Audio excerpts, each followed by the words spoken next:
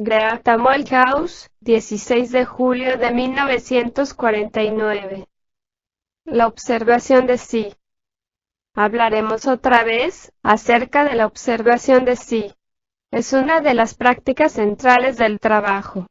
A no ser que usted practique la autoobservación, el trabajo no le sirve de nada. Usted puede tener diagramas de distintos colores y todo lo demás, pero a menos que usted se observe a sí mismo, todo es inútil. Ahora bien, todos ustedes han oído hablar de la observación de sí. Sí, es muy cierto, pero está meramente en la memoria externa, es decir, en el centro formatorio. Usted puede escuchar el trabajo muchas veces, y pensar que no es nada sino la constante repetición de las mismas cosas. Para el centro formatorio y su memoria, esto es muy cierto. Es decir, la misma cosa una y otra vez.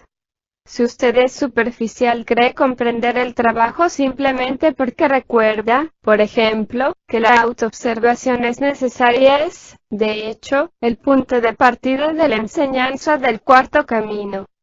Pero ¿empezó usted a practicar la autoobservación en lo que respecta a sí mismo? Si no lo ha hecho, nunca comprenderá por qué el trabajo se inicia con la autoobservación.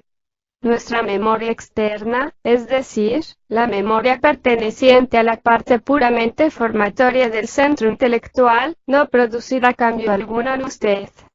Solo cuando usted aplique el conocimiento del trabajo a sí mismo usted puede cambiarlo.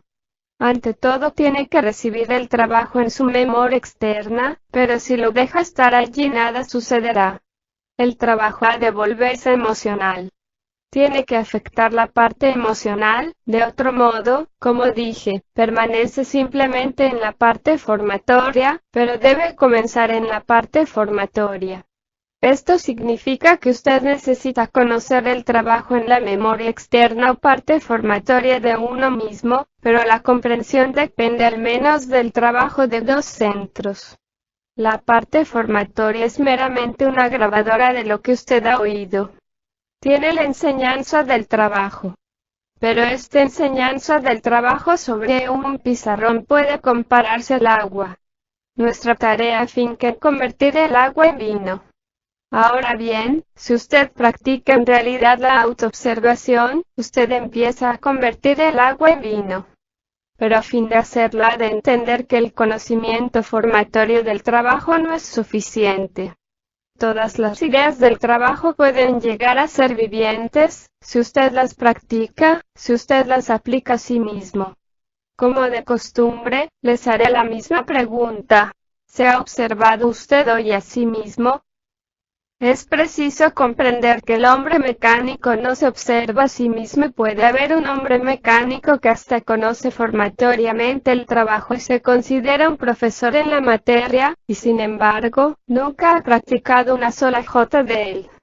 En realidad, nunca pensó en observarse a sí mismo, esto es, nunca se le ocurrió que las ideas que había recibido en su parte formatoria tenían que aplicarse en la práctica a sí mismo.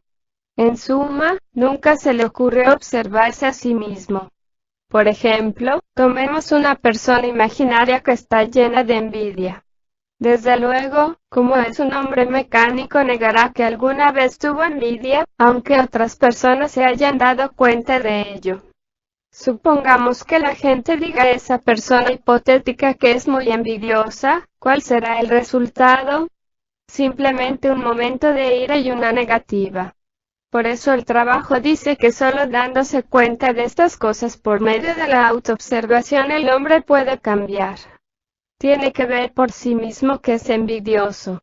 Pero si observa que es envidioso, ¿no ve lo que le va a suceder? Se ha percibido por sí mismo, ha empezado a ver por sí mismo sin compulsión alguna que está lleno de envidia y que toda su vida ha sido gobernada por esta desagradable y limitadora emoción negativa. Pero no hay fuerza en la tierra proveniente de fuera que le haga entender que este es el principal obstáculo a su desarrollo interior. Ahora bien, el trabajo dice que la autoobservación deja penetrar un rayo de luz en las tinieblas interiores.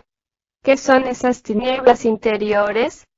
todo cuanto presuponemos ser, todos nuestros retratos de nosotros mismos, todos los papeles que hemos representado automáticamente en la vida, toda la autojustificación que nos impide vernos como somos realmente, estas son nuestras tinieblas interiores, la persona que no vemos ni sospechamos ser. Recuerde que usted no es lo que imagina ser. Lo que imagina ser en el trabajo se llama el yo imaginario. Recuerde que toda la enseñanza esotérica dice que no nos conocemos a nosotros mismos. El trabajo dice que en lugar del conocimiento de sí, tenemos el yo imaginario, es decir, lo que imaginamos acerca de nosotros mismos y que en realidad no corresponde a lo que somos ni a nuestra manera de comportarnos. Ahora bien, ¿qué es ese rayo de luz que penetra en nuestras tinieblas interiores a través de la práctica de autoobservación? Este rayo de luz es la conciencia. Si un hombre envidioso llega a ser consciente, a través de la autoobservación de que es envidioso, se produjo un acrecentamiento de su conciencia, pero si se presupone y se justifica a sí mismo, su conciencia permanece a un nivel mecánico que en la práctica significa que sigue durmiendo para consigo mismo. El objeto de la autoobservación es el conocimiento de conciencia, porque si es emocional el hombre llega a ser consciente del hecho que es envidioso y su posición es infinitamente mejor de lo que era antes. ¿Por qué? Porque su conciencia se ha acrecentado. Ha llegado a ser consciente de sí mismo como envidioso. Y esto significa instantáneamente que puede empezar a trabajar sobre su envidia y percibirla actuar, mientras que antes era inconsciente de ese factor en sí mismo.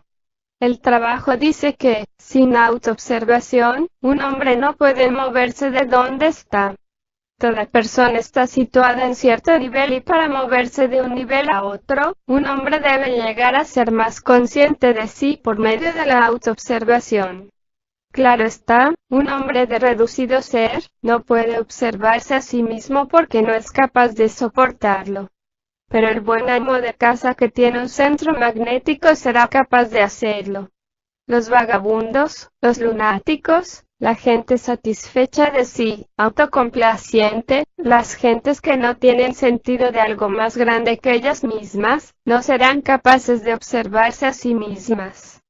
La posesión de un centro magnético significa que un hombre, una mujer, que son buenos amos de casa, se dan cuenta aún antes de haber conocido el trabajo, que hay algo más grande que ellos mismos.